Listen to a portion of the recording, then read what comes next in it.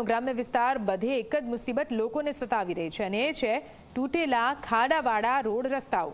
હાલ ભાવનગરથી સિંહોર જતા લોકો ખરાબ રોડના કારણે ભારે યાતનાઓ સમસ્યાઓ ભોગવી રહ્યા છે।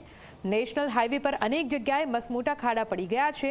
કેટલાક સ્થળે તો એવડા મોટા ખાડા પડ્યા છે જેના કારણે અકસ્માત થાય તો લોકોનો જીવ પણ જોખમાઈ શકે। 2 વર્ષ પહેલા આ રોડને આરસીસી બનાવવા માટે મંજૂરી આપવામાં આવી હતી, પરંતુ આજ દિન સુધી નવો રોડ બનાવવાનું મુહૂર્ત નથી નીકળ્યું અને તેના કારણે લોકોની મુશ્કેલી વધી છે। 8 ની અંદર બનેલો એટલે કે 16 વર્ષ થયા। 16 વર્ષમાં કોઈ પણ કામ નવું નથી થયું અને અહીંયાથી 800 થી 1000 ગાડીઓ, મોટી ગાડીઓ અલંગના હિસાબે નીકળે છે કે રાજકોટ શોર્ટકટ પડે, 50 થી 60 કિલોમીટર ફાયદો થાય, ભાવનગર ફરવા ન જવું પડે, અહીંથી સિહોર વહી જવાય। એટલે ટ્રક ભારે આવે છે। 8 ની અંદર સીસી થયો, પછી 2 વર્ષ સીસી રહ્યો અને સીસી તૂટી ગયો અને અત્યારે બહુ ખરાબમાં ખરાબ પરિસ્થિતિ હોય તો આ રોડની છે।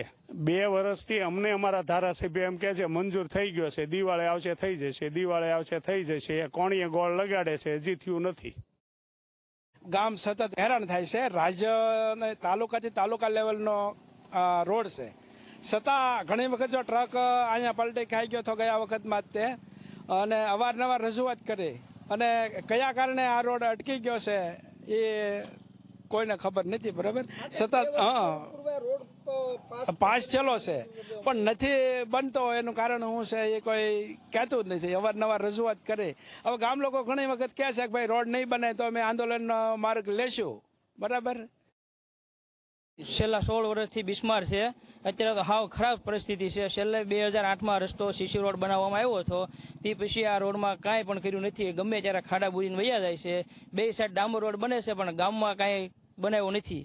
હાલમાં અમારે 2 વર્ષ થાય એવું કહે છે આરસીસી રોડ મંજૂર થઈ ગયો છે, પણ શેના કારણે નથી બનતો એ અમને કાંઈ ખબર નથી। અત્યારે ખાડાના કારણે એમાં માટી નાખીને વયા જાય છે, પણ એ માટીથી તો વધારે ખરાબ પરિસ્થિતિ થઈ છે। હાવ આમ રબડ ગારો થઈ ગયો છે અને વાહન ચાલકો પડે છે, 2 વ્હીલ વાળા। ગામ લોકોની એક જ માંગ છે કે આ તાત્કાલિક આ રસ્તો બનાવવા, અને અત્યારે ગામ લોકો આંદોલન ઉપર ઉતરશે। મોરબીમાં રસ્તા પર પડેલા